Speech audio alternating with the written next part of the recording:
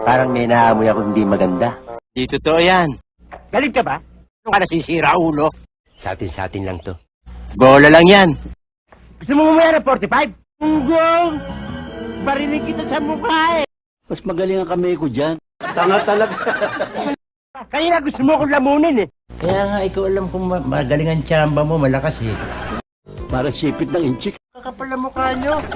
Pwede magtanong. Galing mo pala dyan ah. Hindi ko alam ah. Nakakahiya kasi. Madaldal ka eh. Sino itong balot na tayo na ito?